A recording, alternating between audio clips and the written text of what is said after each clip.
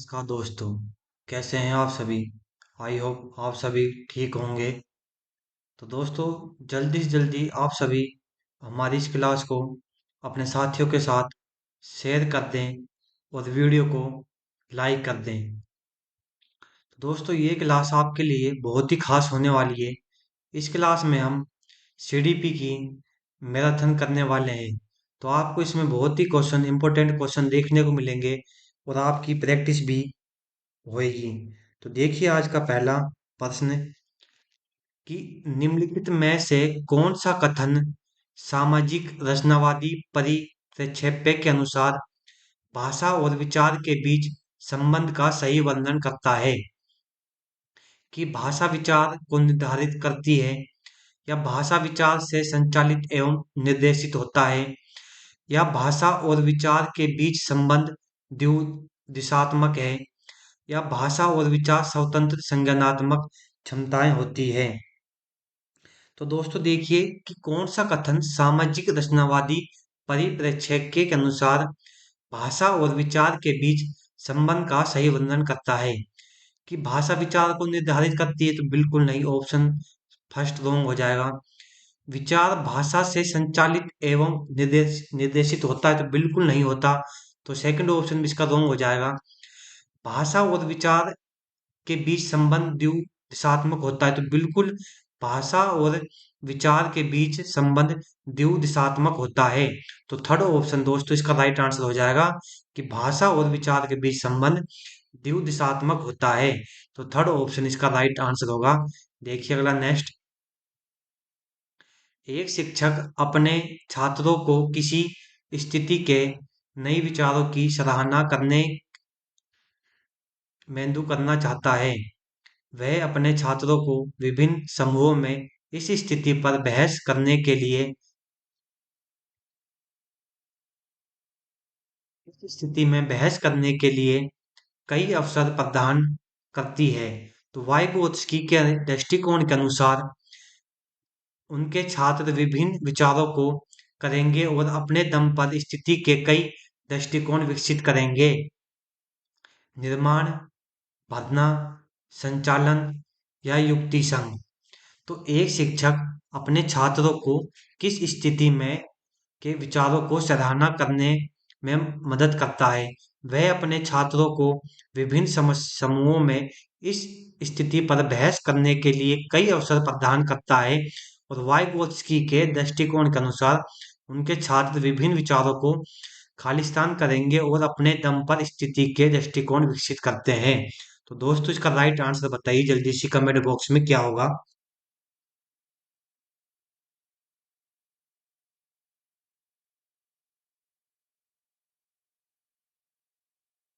दोस्तों वाइगोत्स्की के दृष्टिकोण के अनुसार उनके छात्र विभिन्न विचारों को भरना करेंगे, यानी इंटेलिजेंस इसका राइट आंसर हो जाएगा। नहीं, भरना इंटेलिजेंस सेकंड ऑप्शन इसका राइट आंसर हो जाएगा। तो सेकंड ऑप्शन इसका राइट आंसर होगा। देखिए अगला नेक्स्ट। लेव वाइगोत्स्की के अनुसार निम्नलिखित में से कौन सा कारक सीखने को प्रभावित करता है? कि सामाजिक संपर्क, सांस्कृतिक उपकरण, भाषा, या का नकारात्मक पुनर्बलन। तो लेव वाइगोत्स्की के अनुसार निम्नलिखित में से कौन से कारक है जो सीखने को प्रभावित करते हैं? तो दोस्तों सामाजिक कारक, सामाजिक संपर्क सीखने को प्रभावित करता है, और सांस्कृतिक उपकरण भी सीखने को प्रभावित करता है, और भाषा भी सीखने को प्रभावित करती है। तो फर्स्ट सेकंड थर्ड इसका राइट आंसर हो जाएगा। यानी ऑप्शन नंबर थर्ड इसका राइट आंसर होगा कि लेव वाइगोत्स्की के अनुसार निम्नलिखित में से सामाजिक संपर्क, सांस्कृतिक उपकरण, भाषा सीखने को प्रभावित करते हैं। तो फर्स्ट यानी थर्ड ऑप्शन इसका राइट आंसर हो जाएगा। देखिए दोस्तों अगला नेक्स्ट। वाइगोत्स्की के सिद्धांत में विकास किस पहलू की उपेक्षा की जाती है? कि सामाजिक, सांस्कृतिक, जैविक, या भाषाई। तो वाइगोत्स्की के सिद्धांत में विकास के किस पहलू की उपेक्षा की जाती है? तो दोस्तों वाइगोत्स्की के सिद्धांत में विकास के जैविक पहलू की उपेक्षा की जाती है। तो बायोलॉजिकल इसका राइट आंसर हो जाएगा। थर्ड ऑप्शन इसका राइट आंसर होगा दोस्तों, जैविक यानी बायोलॉजिकल इसका राइट आंसर होगा। ऑप्शन नंबर थर्ड इसका राइट आंसर होगा। देखिए अगला नेक्स्ट, निम्नलिखित में से कौन वाइगोत्स्की के सामाजिक सांस्कृतिक सिद्धांत पर आधारित है? अनुबंधन, पारस्परिक शिक्षण, सांस्कृतिक संज्ञानात्मक विकास या अंत्येष्टि सीखने। तो कौन सा वाइगोत्स्की के सामाजिक सांस्कृतिक सिद्धांत पर आधारित है? तो दोस्तों पारस्परिक शिक्षण वाइगोत्स्की के सामाजिक सांस्कृतिक सिद्धांत पर आधारित होता है। तो इसका राइट आंसर हो जाएगा पारस्परिक शिक्षण, इसका राइट आंसर होगा। ऑप्शन नंबर सेकंड इसका राइट आंसर होगा। देखिए नेक्स्ट, छात्रों के बीच संवाद को प्रोत्साहित करना और मचान प्रदान करना किसके उदाहरण है? कि समीपस्थ विकास का एक क्षेत्र बनाना, प्रतिक्रियाओं की कंडीशनिंग या सकारात्मक सरलीकरण या सीखने का स्थानांतरण।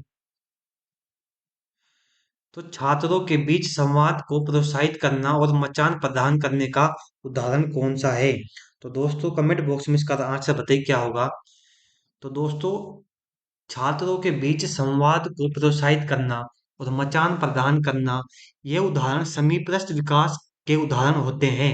तो फर्स्ट ऑप्शन इसका राइट आंसर हो जाएगा कि समीपस्थ विकास का क्षेत्र एक बनाना। तो फर्स्ट ऑप्शन इसका राइट आंसर होगा। देखिए नेक्स्ट, किसने प्रस्तावित किया कि नए ज्ञान का निर्माण बच्चा जो जानता है और जो समर्थन से जानने में सक्षम है वह किसके क्षेत्र के बीच है? कि लेव वाइगोत्स्की, जीन प्याजे, हार्वर्ड गार्डनर या इवान पावलोव। तो ये सिद्धांत किसने प्रस्तावित किया था कि नए ज्ञान का निर्माण बच्चों को जानता है और जो वह समर्थन से जानने में सक्षम है। तो यह क्षेत्र किसके बीच आता है? तो दोस्तों इसका राइट आंसर बताइए कमेंट बॉक्स में क्या होगा। तो ये लेव वाइगोत्स्की ने प्रस्तावित किया था कि नए ज्ञान का निर्माण बच्चे को जानता है और वह समर्थन करने में जानने में सक्षम होते हैं। तो दोस्तों इसका राइट आंसर हो जाएगा लेव वाइगोत्स्की, इसका राइट आंसर होगा। देखिए अगला नेक्स्ट, लेव वाइगोत्स्की का मानना था कि विकास आनुवांशिक प्रोग्रामिंग का खुलासा है। तो प्रकृति में असतत है या सीधे परिपक्वता से परिणाम होता है या सीधे सामाजिक संपर्क से परिणाम होता है। तो दोस्तों लेव वाइगोत्स्की का मानना था कि विकास किस तरीके से होता है, तो इसका आंसर बताइए क्या होगा। कि आनुवांशिक प्रोग्रामिंग का खुलासा होता है? तो बिल्कुल नहीं, आनुवांशिक प्रोग्रामिंग का खुलासा नहीं होता। प्रकृति में सतत बिल्कुल नहीं, सेकंड ऑप्शन भी इसका रॉन्ग आंसर हो जाएगा।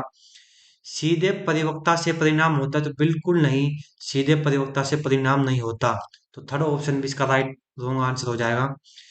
सीधे सामाजिक से संपर्क परिणाम होता है? तो बिल्कुल लेव वाइगोत्स्की का मानना था कि विकास सीधे सामाजिक संपर्क से परिणाम होता है।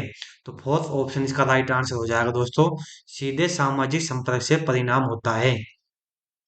देखिए अगला नेक्स्ट,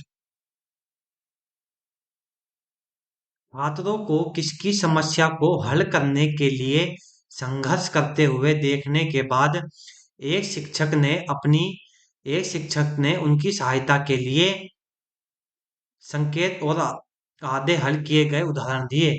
तो लेव वाइगोत्स्की के अनुसार ये किसका उदाहरण होता है? कि मचान का, उत्क्रमणीयता का, श्रृंखला का या व्याख्यानात्मक शिक्षण का। तो दोस्तों देखिए कि छात्रों को किसी समस्या को हल करने के लिए संघर्ष करते हुए देखने के बाद एक शिक्षक ने उनकी सहायता के लिए उन्हें संकेत और आधे हल किए गए उदाहरण दिए। तो ये उदाहरण लेव वाइगोत्स्की के सिद्धांत के अनुसार सहायता कहलाते हैं। तो मचान इसका राइट आंसर हो जाएगा। ऑप्शन नंबर फर्स्ट इसका राइट आंसर होगा, यानी मचान स्कैन फोल्डिंग जैसे पहाड़ भी मचान सहायता प्रदान करना आदि नामों से जाना जाता है। तो फर्स्ट ऑप्शन इसका राइट आंसर हो जाएगा मचान। देखिए अगला नेक्स्ट, वाइगोत्स्की के अनुसार सीखने को इससे अलग नहीं किया जा सकता कि सामाजिक संदर्भ से धारणा और चौकस प्रक्रिया या सरलीकरण या व्यवहार में एक औसत दर्ज का परिवर्तन। तो वाइगोत्स्की के अनुसार सीखने को किससे अलग नहीं किया जा सकता है। तो दोस्तों इसको सामाजिक संदर्भ से अलग नहीं किया जा सकता, यानी फर्स्ट ऑप्शन ही इसका राइट आंसर हो जाएगा कि वाइगोत्स्की के अनुसार सीखने को सामाजिक संदर्भ से अलग नहीं किया जा सकता है। तो फर्स्ट ऑप्शन इसका दोस्तों राइट आंसर होगा। देखिए अगला नेक्स्ट, एमकेओ क्या है। एमकेओ शिक्षार्थियों के लिए अनुकूलन सामाजिक वातावरण का निर्माण करने के लिए एक सुविधा का लचीलापन है। या एमकेओ तात्पर्य किसी ऐसे व्यक्ति से है जिसके पास विशेष कार्य प्रक्रिया या अवधारणा के संबंध में बेहतर समझ या सीखने वाले की तुलना में उच्च क्षमता स्तर होता है। या एमकेओ बच्चों को ज्ञान का उपयोग करने की क्षमता को संदर्भित करता है। या एमकेओ ज्ञानवर्धक संचालन के लिए संक्षिप्त नाम है। तो दोस्तों कमेंट बॉक्स में इसका आंसर बताइए जल्दी से क्या होगा। तो दोस्तों देखिए एमकेओ क्या है। तो एमकेओ शिक्षार्थियों के लिए अनुकूलन सामाजिक वातावरण का निर्माण करने के लिए एक सुविधा लचीलापन है, तो बिल्कुल नहीं। तो फर्स्ट ऑप्शन इसका रॉन्ग आंसर हो जाएगा। सेकंड देखिए, एमकेओ का तात्पर्य किसी ऐसे व्यक्ति से है जिसके पास विशेष कार्य प्रक्रिया या अवधारणाओं के संदर्भ में बेहतर समझ या सीखने वाले की तुलना में उच्च क्षमता का स्तर होता है। तो बिल्कुल सेकंड ऑप्शन इसका राइट आंसर होगा। तो सेकंड ऑप्शन इसका राइट आंसर हो जाएगा कि एमकेओ ऐसे व्यक्ति से है कि जिसके पास विशेष कार्य प्रक्रिया या अवधारणा के संदर्भ में बहुत ही समझ या सीखने की तुलना में उच्च क्षमता का स्तर होता है। तो सेकंड ऑप्शन इसका राइट आंसर हो जाएगा। देखिए अगला नेक्स्ट, लेव वाइगोत्स्की के अनुसार जब शिक्षक बच्चे के प्रदर्शन के वर्तमान स्तर के अनुसार बच्चे को दी जाने वाली सहायता में समायोजन करते हैं तो इसे कहा जाता है सरलीकरण, कंडीशनिंग, मॉडलिंग या मचान।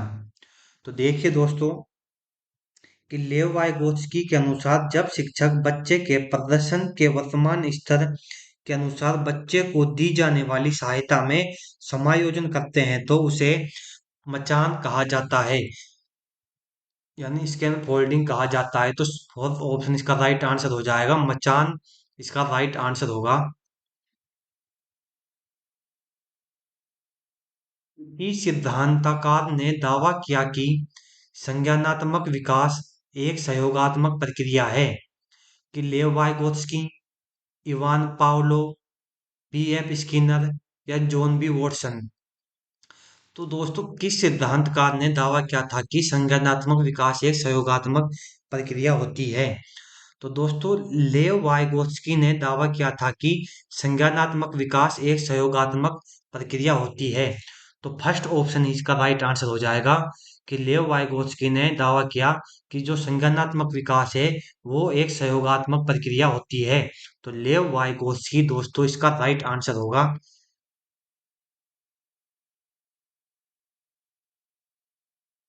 छात्रों का सामाजिक सांस्कृतिक संदर्भ है कि सीखने की प्रक्रिया में न्यूनतम भूमिका होती है या सीखने की प्रक्रिया में कोई भूमिका नहीं होती या सीखने की प्रक्रिया में महत्वपूर्ण भूमिका निभाता है या सीखने की प्रक्रिया में नजरअंदाज किया जाना चाहिए।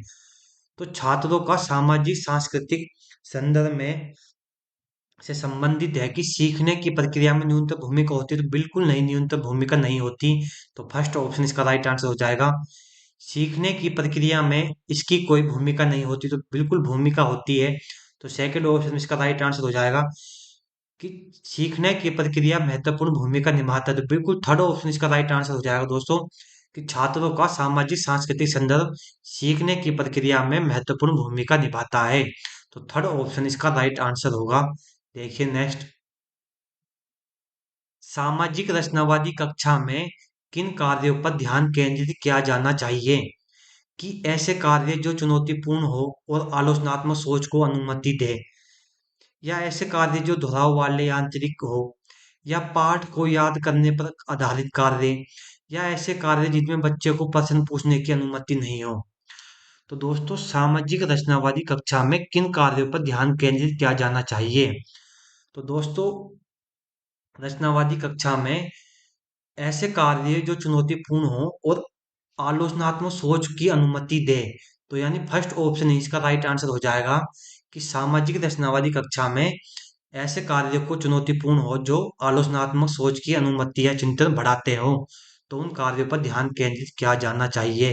तो फर्स्ट ऑप्शन इसका राइट आंसर हो जाएगा। देखिए अगला नेक्स्ट,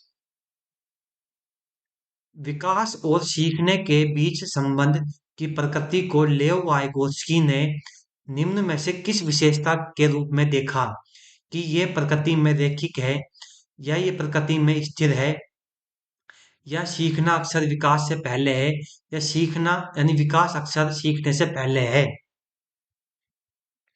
तो विकास और सीखने के बीच संबंध की प्रकृति को लेव वाइगोत्स्की ने किस विशेषता के रूप में देखा था? कि प्रकृति रैखिक है तो बिल्कुल नहीं, संबंध प्रकृति में स्थिर होता है तो बिल्कुल नहीं, सीखना अक्सर विकास से पहले होता है तो लेव वाइगोत्स्की द्वारा सीखना अक्सर विकास से पहले होता है, इस विशेषता को लेव वाइगोत्स्की द्वारा देखा गया था। तो थर्ड ऑप्शन इसका राइट आंसर हो जाएगा कि सीखना अक्सर विकास से पहले होता है। देखिए, लेव वाइगोत्स्की के अनुसार संज्ञानात्मक विकास की प्रक्रिया किसके द्वारा मध्यस्थ होती है? कि सांस्कृतिक उपकरण, सांस्कृतिक विधाएं, सांस्कृतिक संकेतक, या सांस्कृतिक व्युत्पन्न। तो लेव वाइगोत्स्की के अनुसार संज्ञानात्मक विकास की प्रक्रिया है वो किसके द्वारा मध्यस्थ होती है? तो दोस्तों, इसका राइट आंसर बताइए क्या होगा? तो सांस्कृतिक उपकरण के द्वारा संज्ञानात्मक विकास की प्रक्रिया है, ये सांस्कृतिक उपकरण के मध्यस्थ होती है। तो फर्स्ट ऑप्शन इसका राइट आंसर हो जाएगा, सांस्कृतिक उपकरण इसका राइट आंसर होगा। कि लेव वाइगोत्स्की के अनुसार जो संज्ञानात्मक विकास की प्रक्रियाएं हैं वो सांस्कृतिक उपकरण द्वारा मध्यस्थ होती है। तो सेकंड ऑप्शन इसका राइट आंसर होगा, नहीं, डेवलपमेंट होती है।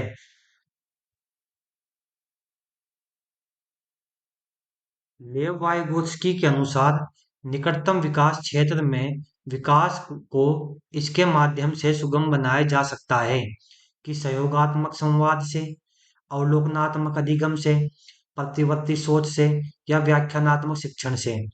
तो लेव वाइगोत्स्की के अनुसार निकटतम विकास क्षेत्र में विकास को किसके माध्यम से सुगम बनाया जा सकता है?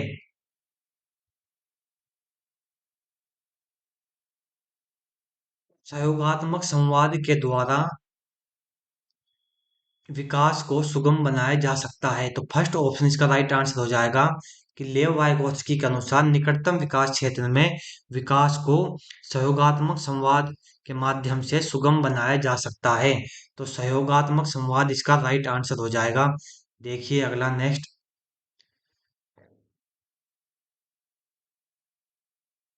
वाइगोत्स्की के अनुसार जब वयस्क बच्चे के प्रदर्शन के वर्तमान स्तर को बढ़ाने के लिए समर्थन को समायोजित करते हैं तो इसे कहा जाता है खोज सीखना, समीपस्थ विकास का क्षेत्र, मचान, या अंतर व्यक्ति विशेषता। तो वाइगोत्स्की के अनुसार जब वयस्क बच्चे के प्रदर्शन के वर्तमान स्तर को बढ़ाने के लिए समर्थन को समायोजित करते हैं तो दोस्तों इसे क्या कहते हैं? तो दोस्तों इसे स्कैन फोल्डिंग यानी मचान कहते हैं। तो थर्ड ऑप्शन इसका राइट आंसर हो जाएगा, मचान इसका राइट आंसर होगा। देखिए अगला नेक्स्ट,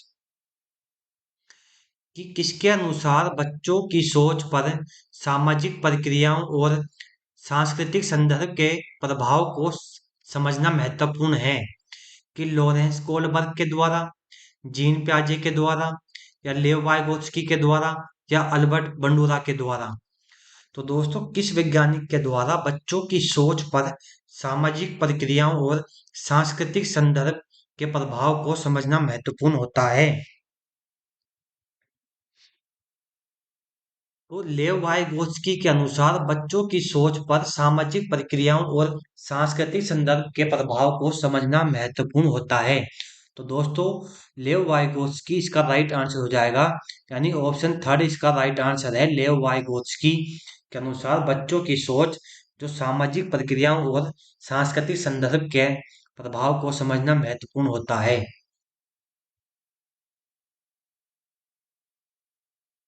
लेव वाइगोत्स्की के अनुसार वयस्कों और साथियों के साथ बातचीत भाषा के विकास को प्रभावित नहीं करती। भाषा का विकास मानव विचार की प्रकृति को बदल देता है, या भाषा के विकास में सांस्कृतिक बहुत छोटी भूमिका निभाती है, या बच्चे भाषा अधिग्रहण उपकरण के माध्यम से भाषा सीखते हैं। तो दोस्तों कमेंट बॉक्स में स्पीड से इसका राइट आंसर बताइए क्या होगा। तो लेनोवस्की के अनुसार वयस्कों और साथियों के साथ बातचीत भाषा के विकास को प्रभावित नहीं करती, तो बिल्कुल प्रभावित करती है। तो फर्स्ट ऑप्शन इसका रॉन्ग आंसर हो जाएगा। भाषा का विकास मानव विचार की प्रकृति को बदल देता है, तो बिल्कुल सही है। जो भाषा का विकास है वो मानव विचार की प्रकृति को बदल देता है। तो फर्स्ट सेकंड ऑप्शन इसका राइट आंसर हो जाएगा कि लेव वाइगोत्स्की के अनुसार भाषा का विकास मानव विचार की प्रकृति को बदल देता है। तो सेकंड ऑप्शन इसका राइट आंसर है। देखिए अगला नेक्स्ट, कि निम्नलिखित में कौन सा कथन भाषा और विचार पर पियाजे और वाइगोत्स्की के विचार का सही वर्णन करता है। कि वाइगोत्स्की के अनुसार विचार सबसे पहले उभरता है, और विचार के अनुसार यानी पियाजे के अनुसार भाषा का विचार पर गहरा प्रभाव पड़ता है। या पियाजे के अनुसार विचार सबसे पहले आते हैं, उभरता है, और वाइगोत्स्की के अनुसार भाषा का विचार गहरा प्रभाव डालता है।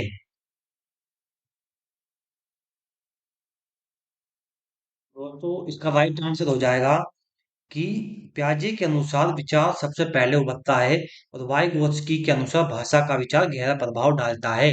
तो सेकंड ही ऑप्शन इसका राइट आंसर हो जाएगा कि भाषा और विचार पर पियाजे और वाइगोत्स्की के विचार का क्या वर्णन था। तो पियाजे ने पहले विचार को दिया था, फिर भाषा, और वाइगोत्स्की ने पहले भाषा दी थी फिर विचार दिया था। तो फर्स्ट सेकंड ऑप्शन इसका राइट आंसर हो जाएगा। देखिए अगला नेक्स्ट, कि वाइगोत्स्की के अनुसार समीपस्थ विकास का क्षेत्र है। कि शिक्षा द्वारा दिए गए समर्थन को चिह्नित करने वाला क्षेत्र, या बच्चा स्वतंत्र रूप से सहायता से जो कर सकता है उसके बीच का अंतर, या बच्चे को उसकी क्षमता हासिल करने के लिए प्रदान की जाने वाली सहायता और मात्रा और प्रकृति।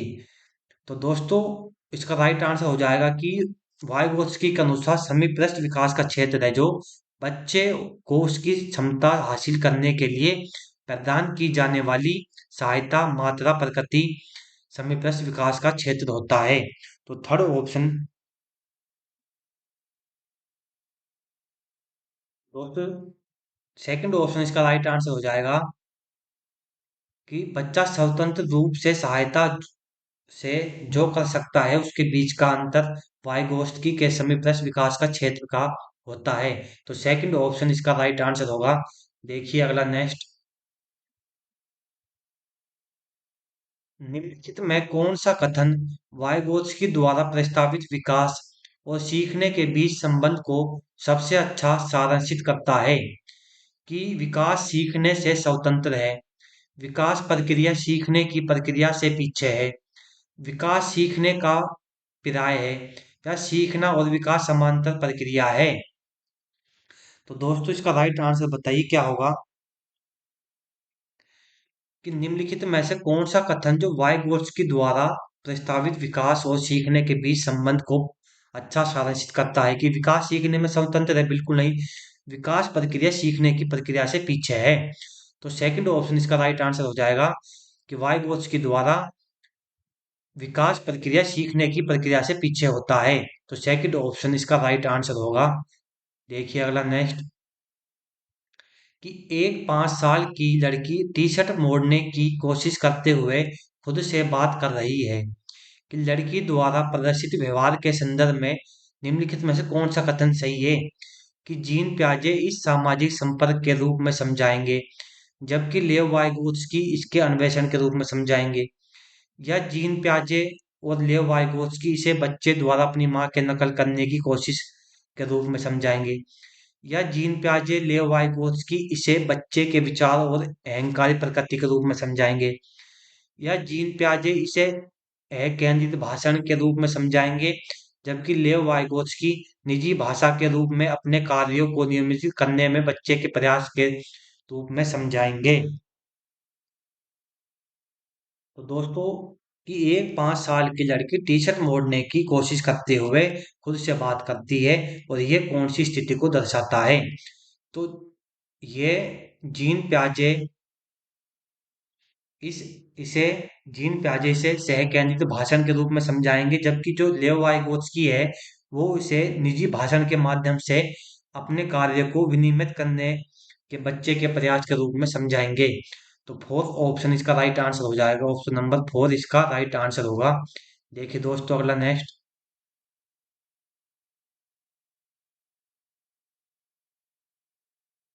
एक शिक्षक के रूप में जो लेव वाइगोत्स्की के सामाजिक रचनावादी सिद्धांत में दृढ़ता से विश्वास करता है, आप अपने बच्चों के मूल्यांकन के लिए निम्न में से कौन सी विधि पसंद करेंगे?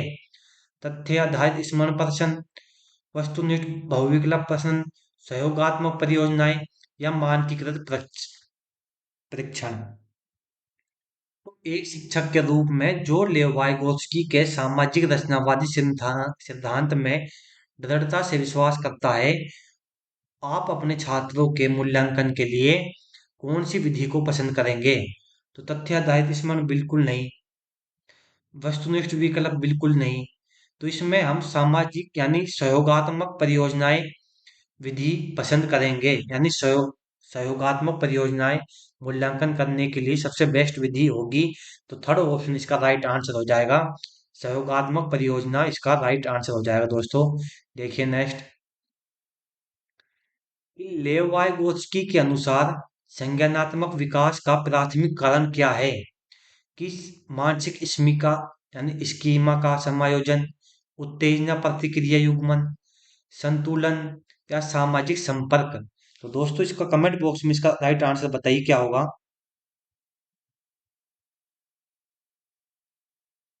तो लेव वाइगोत्स्की के अनुसार संज्ञानात्मक विकास का प्राथमिक कारण होता है सामाजिक संपर्क। तो फोर्थ ऑप्शन इसका राइट आंसर हो जाएगा दोस्तों, कि वाइगोत्स्की के अनुसार जो संज्ञानात्मक का विकास का प्राथमिक चरण होता है वो सामाजिक संपर्क होता है। तो फोर्थ ऑप्शन इसका राइट आंसर होगा, सामाजिक संपर्क इसका राइट आंसर हो जाएगा। देखिए अगला नेक्स्ट। कि किस किसमें एक शिक्षक और दो चार छात्र एक सहयोग समूह बनाते हैं और विषय वस्तु पर बारी बारी से संवाद करते हैं। तो एक पाठ्यांश का पारस्परिक शिक्षण, मचान, खोज, सीखना, या क्रमादेशित निर्देशन। तो किसमें एक शिक्षक और दो चार छात्र सहयोग समूह बनाते हैं और विषय वस्तु में बारी बारी संवाद करते हैं। तो ये किसके अंतर्गत आता है? तो दोस्तों, इसका राइट आंसर बताइए क्या होगा। तो दोस्तों, ये पारस्परिक शिक्षण के अंतर्गत आता है। यानी पारस्परिक शिक्षण में एक शिक्षक और दो चार छात्र एक सहयोग समूह बनाते हैं और विषय वस्तु पर बारी बारी से संवाद करते हैं। तो ये एक पाठ्यांश का पारस्परिक शिक्षण होता है। तो फर्स्ट ऑप्शन इसका राइट आंसर हो जाएगा, पारस्परिक शिक्षण इसका राइट आंसर होगा। देखिए नेक्स्ट। प्राथमिक विद्यालय के बच्चों को पढ़ाने के लिए लेव वाइगोत्स्की द्वारा निम्न में से कौन सी तकनीक प्रस्तावित की गई? कि निर्देशनात्मक मचान, सरलीकरण, संतुलन, या क्रमादेशित शिक्षण। तो प्राथमिक विद्यालय के बच्चों को पढ़ाने के लिए लेव वाइगोत्स्की द्वारा कौन सी तकनीक प्रस्तावित की गई है? तो दोस्तों, निर्देशात्मक मचान यानी निर्देशात्मक स्कोन फोल्डिंग इसका राइट आंसर हो जाएगा। फर्स्ट ऑप्शन इसका राइट आंसर होगा, निर्देशात्मक मचान इसका राइट आंसर हो जाएगा दोस्तों। देखिए अगला नेक्स्ट। एक शिक्षिका अपने विद्यार्थियों को पढ़ाना शुरू करने के लिए कलम, बाग, पानी जैसे सार्थक शब्दों को पहचानने के लिए प्रोत्साहित करती है। तो शिक्षार्थ सीखने के किस सिद्धांत पर आधारित है? संचालक कंडीशनिंग, शास्त्रीय कंडीशनिंग, या न्यूटनीयवाद, या रचनावाद। तो दोस्तों, कमेंट बॉक्स में इसका राइट आंसर बताइए क्या होगा। तो एक शिक्षिका अपने विद्यार्थियों को पढ़ाना शुरू करने के लिए कलम, बाग, पानी जैसे सार्थक शब्दों को पहचानने और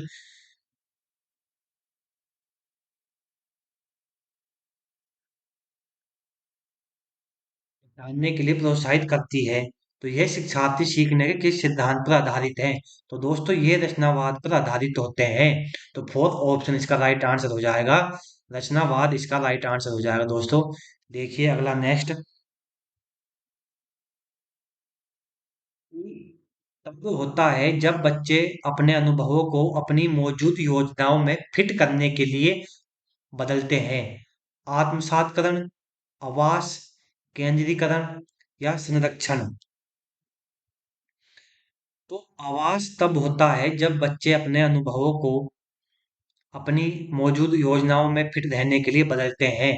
तो सेकंड ऑप्शन इसका राइट आंसर हो जाएगा दोस्तों। आवास इसका राइट आंसर हो जाएगा कि आवास तब होता है जब बच्चे अपने अनुभवों को अपनी मौजूद योजनाओं में फिट रहने के लिए बदलते हैं। तो सेकंड ऑप्शन इसका राइट आंसर हो जाएगा।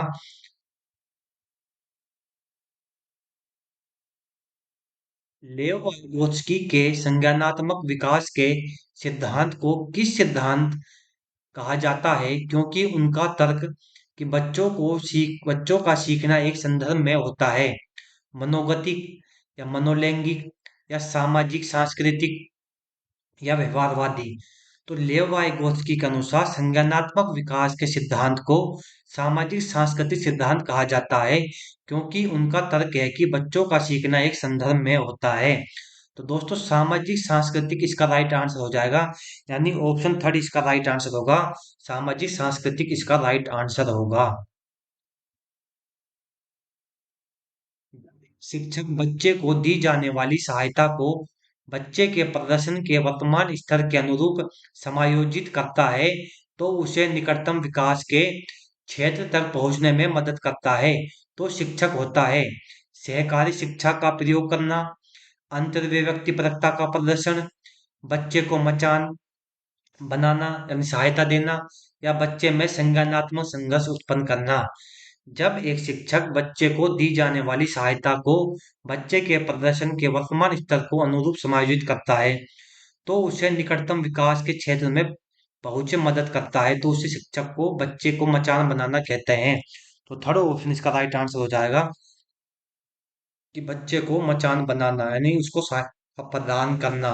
तो थर्ड ऑप्शन इसका राइट आंसर होगा।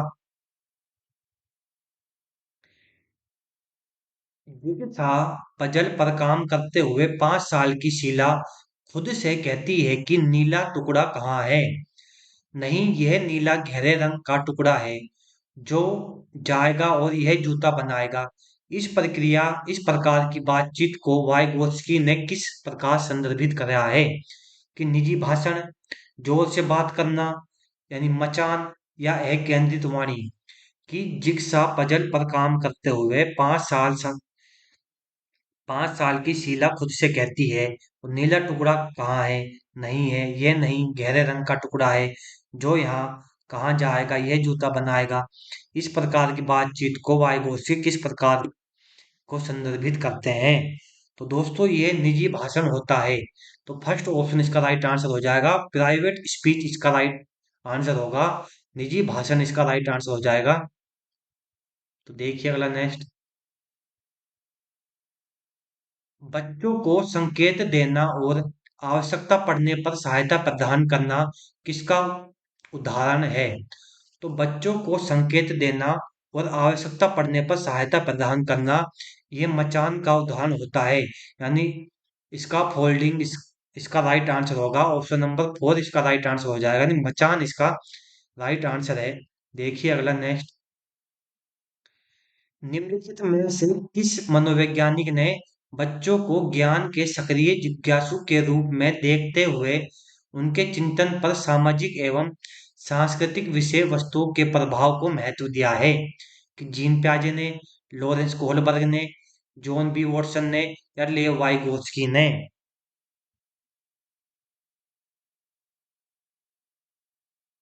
तो लेव वाइगोत्स्की ने अपन लेव वाइगोत्स्की मनोवैज्ञानिक ने बच्चों को ज्ञान के सक्रिय जिज्ञासु के रूप में देखते हुए उनके चिंतन पर सामाजिक एवं सांस्कृतिक विषय वस्तुओं के प्रभाव को महत्व दिया है। तो दोस्तों लेव वाइगोत्स्की इसका राइट आंसर हो जाएगा, यानी ऑप्शन फोर्थ इसका राइट आंसर होगा कि लेव वाइगोत्स्की मनोवैज्ञानिक ने बच्चों को ज्ञान के सक्रिय जिज्ञासु के रूप में देखते हुए उनके चिंतन पर सामाजिक एवं सांस्कृतिक विषय वस्तु के प्रभाव को महत्व दिया। तो फोर्थ ऑप्शन इसका राइट आंसर होगा। देखिए अगला नेक्स्ट, कि सीखने के लिए सामाजिक रचनावादी दृष्टिकोण किसके महत्व पर जोर देता है? कि पुरस्कार और सजा, मानकीकृत मूल्यांकन, सांस्कृतिक संदर्भ या व्याख्यानात्मक शिक्षण। तो सीखने के लिए सामाजिक रचनावादी दृष्टिकोण सांस्कृतिक संदर्भ के महत्व पर जोर देता है। तो यानी थर्ड ऑप्शन इसका राइट आंसर हो जाएगा, सांस्कृतिक संदर्भ इसका राइट आंसर होगा दोस्तों। देखिए अगला नेक्स्ट, कि वाइगोत्स्की द्वारा प्रस्तावित बच्चों के निजी भाषण की अवधारणा दिखाता है कि बच्चे मूर्ख हैं और इस तरह वयस्कों के मार्गदर्शन की आवश्यकता है, या दिखाता है कि बच्चे अहंकारी हैं, या दिखाता है कि बच्चे खुद से प्यार करते हैं, या यह दिखाता है कि बच्चे भाषण का उपयोग करने और कार्यों का मार्गदर्शन करने के लिए करते हैं। वाइगोत्स के द्वारा प्रस्तावित बच्चों के निजी भाषण की अवधारणा दिखाती है कि यह बच्चे भाषण का उपयोग अपने कार्यों के मार्गदर्शन के लिए करते हैं। तो फोर्थ ऑप्शन इसका राइट आंसर हो जाएगा दोस्तों। ऑप्शन नंबर फोर्थ इसका राइट आंसर होगा। देखिए अगला नेक्स्ट, कि शिक्षिका ने देखा कि सीमा स्वयं किसी समस्या का समाधान नहीं कर सकती, हालांकि वह ऐसा वयस्क या सहकर्मी के मार्गदर्शन में करती है। इस मार्गदर्शन को क्या कहा जाता है? कि निकटवर्ती विकास क्षेत्र, मचान, या पूर्व परिचालन सोच, या पार्श्वकरण। तो जो शिक्षिका ने देखा कि सीमा स्वयं किसी समस्या का समाधान नहीं कर सकती, हालांकि वह ऐसा वयस्क या सहकर्मी के मार्गदर्शन से करती है, तो इसे दोस्तों मचान कहा जाता है, स्कैन फोल्डिंग कहा जाता है। तो सेकंड ऑप्शन इसका राइट आंसर हो जाएगा, मचान इसका राइट आंसर हो जाएगा। देखिए अगला नेक्स्ट, कि निम्न में से कौन सा मचान का एक उदाहरण है? कि प्रश्न पूछने को प्रोत्साहित किए बिना स्पष्टीकरण देना, तो फर्स्ट ऑप्शन बिल्कुल गलत हो जाएगा। छात्रों को प्रेरक व्याख्यान, सेकंड ऑप्शन भी रॉन्ग हो जाएगा। सामग्री गैर सामग्री दोनों की पेशकश, तो थर्ड ऑप्शन भी इसका रॉन्ग हो जाएगा। संकेत और संकेत देते और महत्वपूर्ण बिंदुओं पर सवाल पूछते हैं, तो फोर्थ ऑप्शन इसका राइट आंसर होगा मचान के लिए, स्पेन फोल्डिंग के लिए, कि संकेत और संकेत देते हैं और महत्वपूर्ण बिंदुओं पर सवाल पूछते हैं। तो फोर्थ ऑप्शन दोस्तों इसका राइट आंसर हो जाएगा बिल्कुल।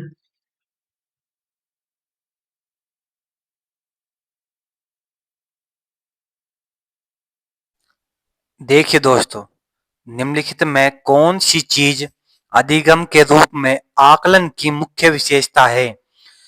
कि शिक्षक छात्रों की उपलब्धि को मापने के लिए मूल्यांकन करता है और ग्रेड प्रदान करता है, या छात्र अपने शिक्षक से प्रतिपुष्टि के निष्क्रिय प्राप्त करता होते हैं, या छात्र अपनी प्रगति की निगरानी करने और अपने अधिगम पर विचार करने की जिम्मेदारी लेते हैं, या मूल्यांकन का प्रयोग मानकीकृत बेंचमार्क के विरुद्ध छात्रों के प्रदर्शन की तुलना के लिए किया जा सकता है। तो निम्न में से कौन सी चीज जो अधिगम के रूप में आकलन की मुख्य विशेषता होती है? तो दोस्तों इसका राइट आंसर बताइए क्या होगा? कि शिक्षक छात्रों की उपलब्धि को मापने के लिए मूल्यांकन करता है और ग्रेड प्रदान के लिए। तो दोस्तों यह कथन फर्स्ट गलत होगा, कि ग्रेड प्रदान करने के लिए शिक्षक का मूल्यांकन नहीं किया जा सकता। तो ऑप्शन फर्स्ट गलत है।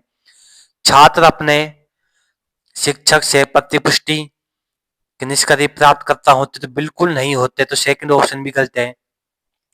छात्र अपनी प्रगति की निगरानी करने और अपने अधिगम पर विचार करने की जिम्मेदारी लेते हैं, तो बिल्कुल ऑप्शन थर्ड इसका राइट आंसर होगा, कि छात्र अपनी प्रगति की निगरानी करने और अपने अधिगम पर विचार करने की जिम्मेदारी लेते हैं।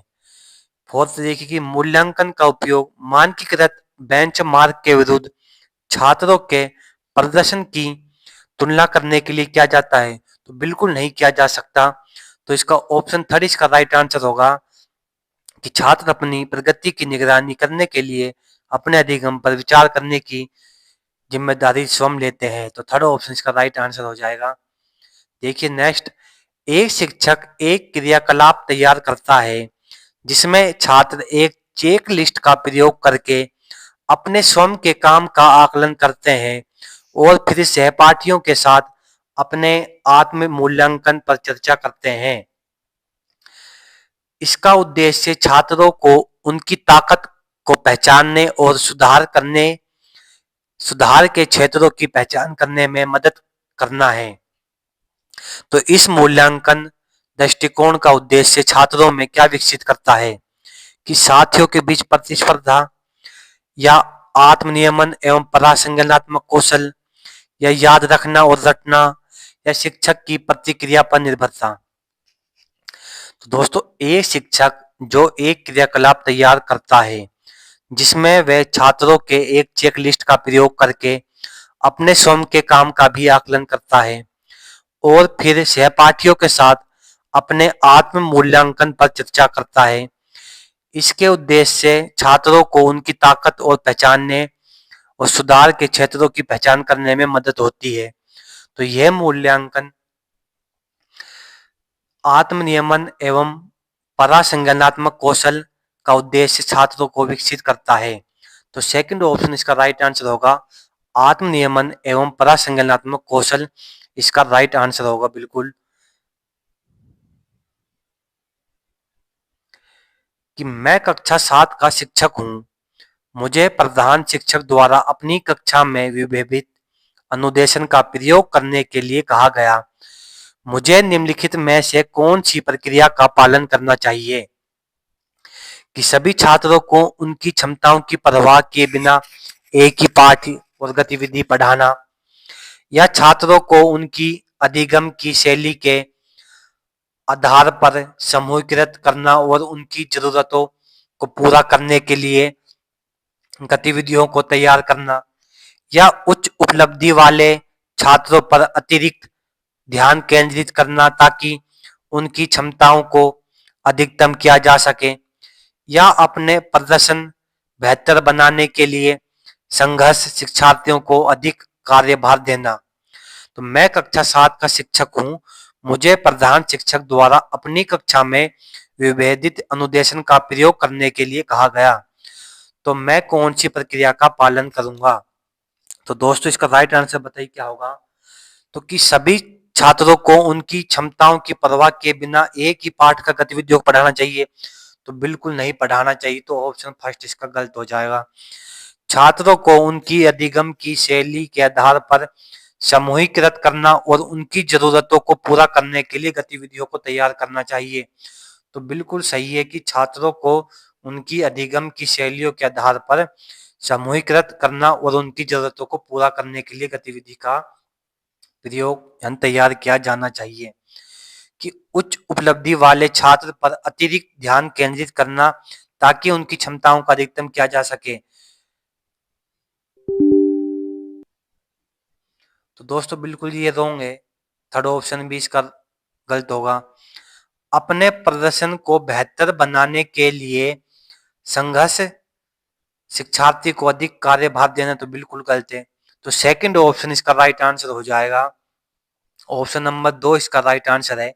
देखिए अगला नेक्स्ट, कि एक शिक्षक एक ऐतिहासिक स्थल की फील्ड ट्रिप का आयोजन करता है और छात्रों को समूह चर्चा और रचनात्मक परियोजनाओं के माध्यम से अपने अनुभव पर विचार करने के लिए प्रोत्साहित करता है। तो यह शिक्षण पद्धति किसका एक उदाहरण है? कि रटने का, या अनुभवनात्मक अधिगम, या व्यवहारवादी शिक्षण, या प्रत्यक्ष अनुदेशन। तो दोस्तों एक शिक्षक एक ऐतिहासिक स्थल की फील्ड ट्रिप का आयोजन करता है और छात्रों को समूह चर्चा और रचनात्मक परियोजनाओं के माध्यम से अपने अनुभव पर विचार करने के लिए प्रोत्साहित करता है। तो यह शिक्षण पद्धति अनुभवनात्मक अधिगम का उदाहरण है। तो यानी सेकंड ऑप्शन इसका राइट आंसर होगा, अनुभवनात्मक अधिगम इसका राइट आंसर है, यानी ऑप्शन 2 इसका राइट आंसर होगा। देखिए नेक्स्ट, अभिकथन ए की विद्यालयी पाठ्यक्रम में शिक्षार्थी के सांस्कृतिक ज्ञान को उचित स्थान मूल्य दिया जाना चाहिए। कि विद्यालय पाठ्यक्रम में शिक्षार्थी के सांस्कृतिक ज्ञान को उचित स्थान और मूल्य दिया जाना चाहिए। तो बिल्कुल दिया जाना चाहिए, अभिकथन फर्स्ट बिल्कुल राइट है। देखिए कारण आर, कि विद्यार्थी को उनकी सांस्कृतिक पहचान बनाए रखने के लिए समर्थन प्रदान करना अधिगम की प्रक्रिया को सुगम बनाता है। तो बिल्कुल सही है इसका कारण आर भी, कि विद्यार्थियों को उनकी सांस्कृतिक पहचान बनाए रखने के लिए समर्थन प्रदान करना अधिगम की प्रक्रिया को सुगम बनाता है। तो कारण आर भी सही है, यानी अभिकथन ए और कारण आर दोनों सही है, जबकि आर ए की व्याख्या भी कर पाता है। तो फर्स्ट ऑप्शन इसका राइट आंसर होगा।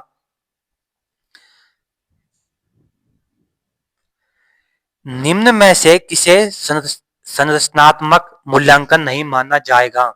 कि निम्न में से किसे संरचनात्मक मूल्यांकन नहीं माना जाएगा?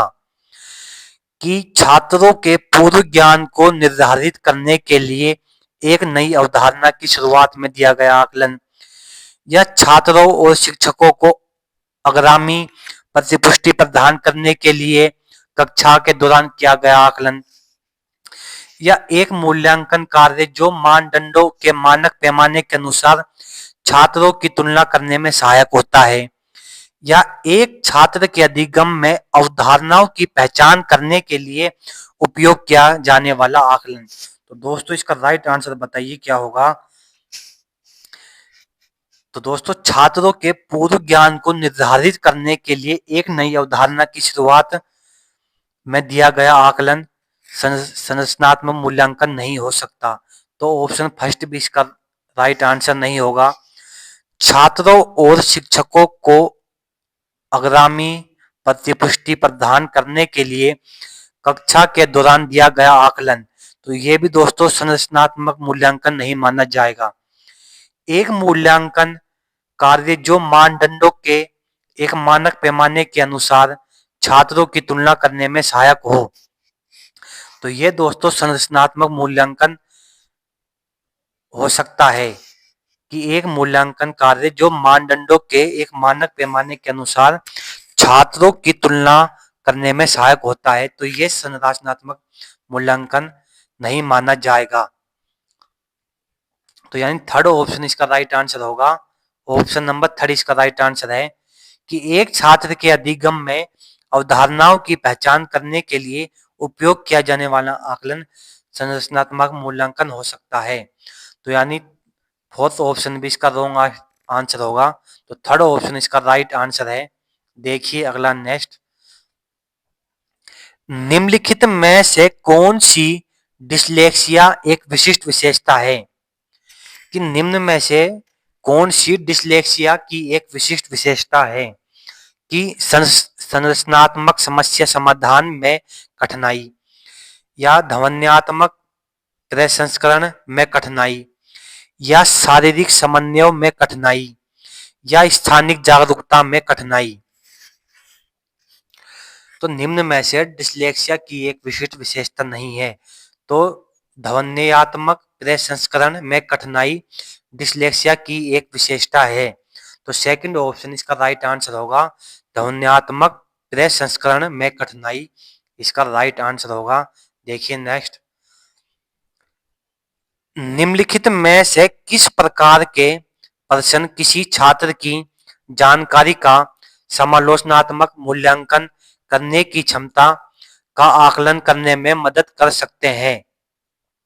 कि ऐसे प्रश्न जो किसी शब्द की सरल परिभाषा पूछते हैं, या ऐसे प्रश्न जो छात्र की व्यक्तिगत राय पूछते हैं, या ऐसे प्रश्न जो पाठ को मान्य करने वाले उदाहरण पूछते हैं, या ऐसे प्रश्न जो पाठ का सारांश पूछते हैं।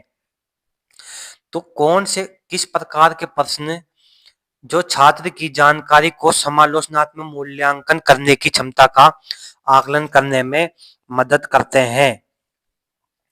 कि ऐसे प्रश्न जो किसी शब्द की सरल परिभाषा पूछते हैं, तो फर्स्ट ऑप्शन गलत है। या ऐसे प्रश्न जो छात्र की व्यक्तिगत राय पूछते हैं, तो ये भी गलत है।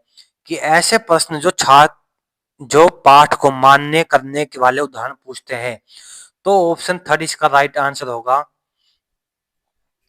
तो थर्ड ऑप्शन इसका राइट आंसर हो जाएगा। देखिए नेक्स्ट, क्षति एक खालिस्तान स्थिति है जबकि क्षमता एक खालिस्तान स्थिति है।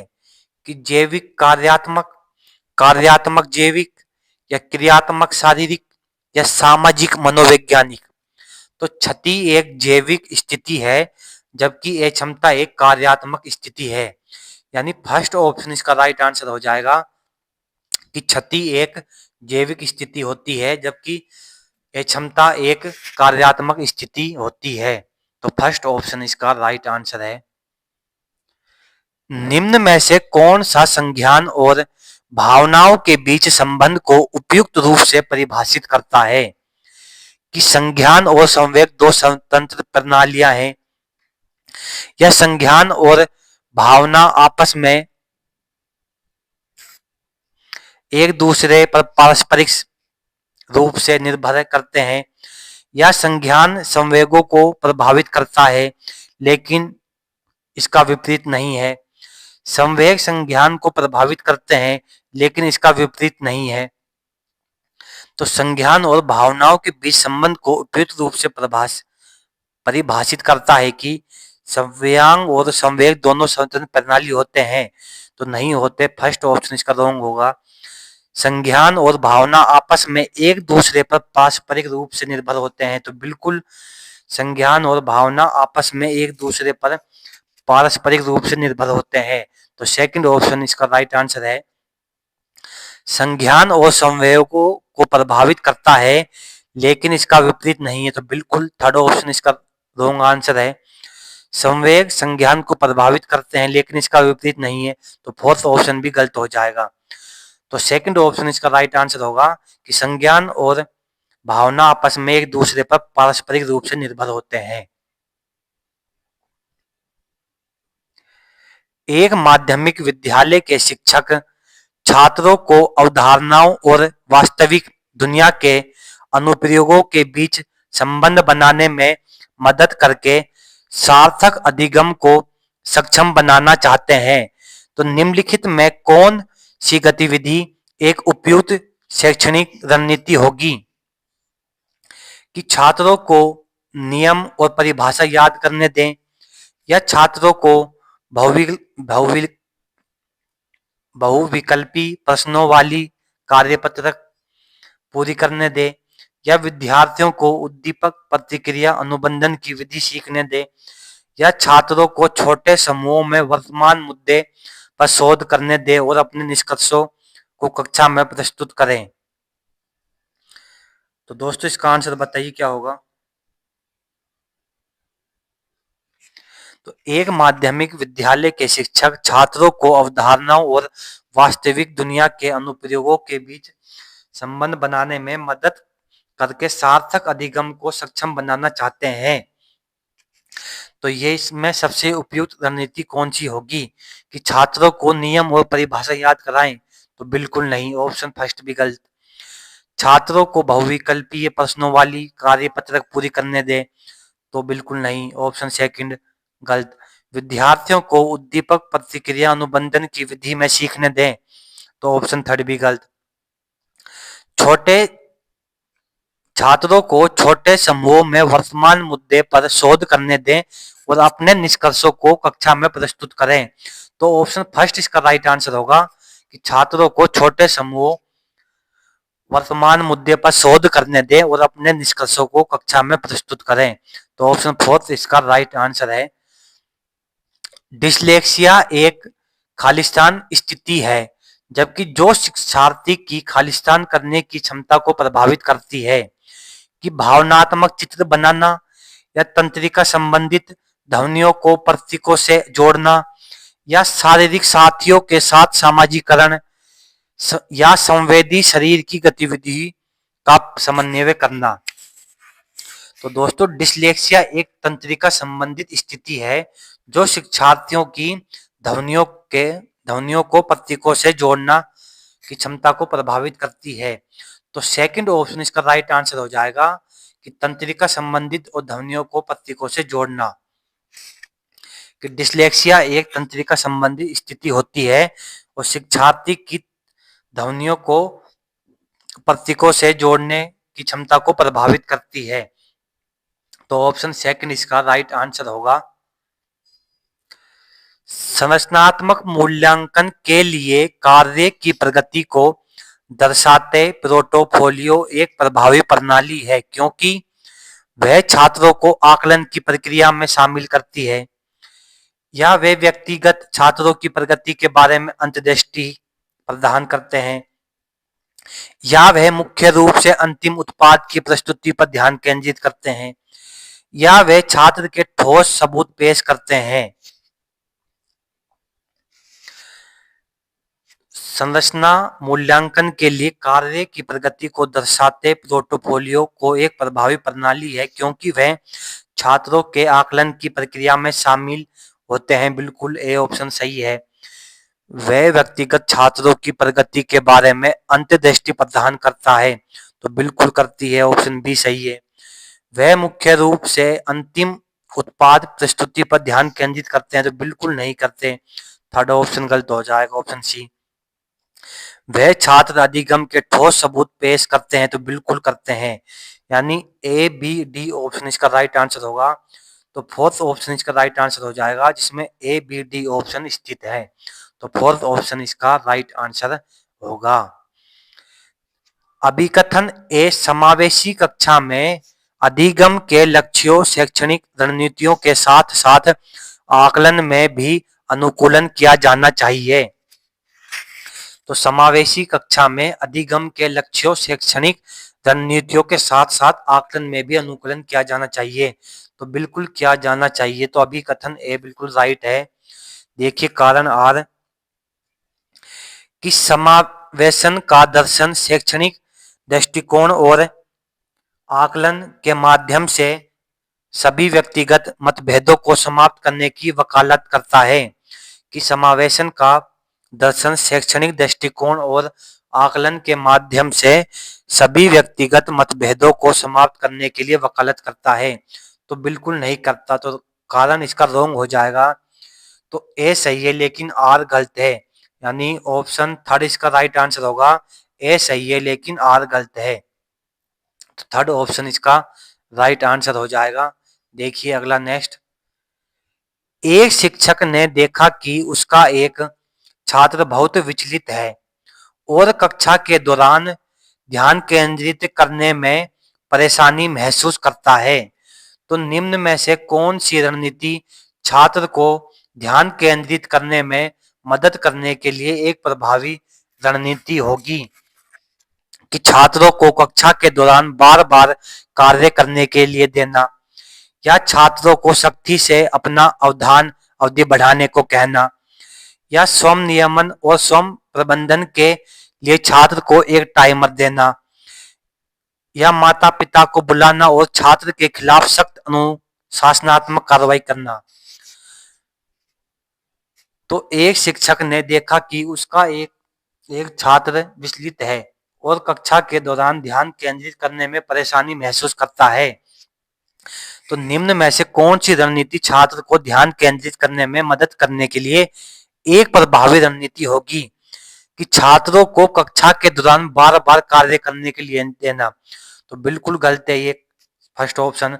छात्रों को सख्ती से अपना अवधान अवधि बढ़ाने कहना, तो ये भी ऑप्शन गलत होगा, सेकंड ऑप्शन भी। स्वनियमन और समय प्रबंधन के लिए छात्र को एक टाइमर देना, तो ऑप्शन थर्ड सही हो सकता है कि एक स्वनियमन और समय प्रबंधन के लिए एक छात्र को टाइमर देना। माता पिता को बुलाना और छात्र के खिलाफ सख्त अनुशासनात्मक कार्रवाई करना, तो ऑप्शन फोर्थ इसका रॉन्ग है, यानी ऑप्शन थर्ड इसका राइट आंसर होगा। स्वनियमन और समय प्रबंधन के लिए छात्र को एक टाइमर देना इसका राइट आंसर होगा। देखिए अगला नेक्स्ट। समावेशी कक्षा की दिशा में काम करने वाले शिक्षक पाठ्य चर्चा में अनुकूलन बनाएं, विविध दृष्टिकोणों को शामिल करें, अपने स्वयं के अंतर्निहित पूर्वग्रहों की जांच करें या विविधता को एक बाधा के रूप में देखें। तो समावेशी कक्षा की दिशा में काम करने वाले शिक्षक पाठ्य चर्चा में अनुकूलन बनाए रखें, तो फर्स्ट ऑप्शन सही है। विविध दृष्टिकोणों को शामिल करें, तो ये भी बिल्कुल राइट है।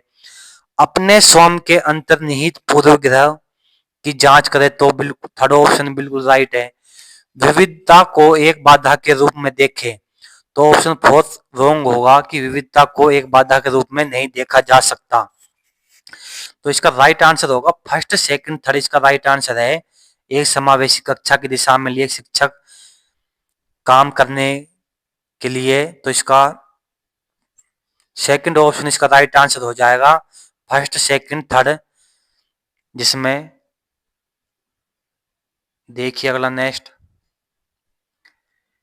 एक विज्ञान शिक्षक एक गतिविधि आयोजित करता है जिसमें छात्र स्कूल के बगीचे में एक छोटा सा खाद गड्ढा बनाते हैं।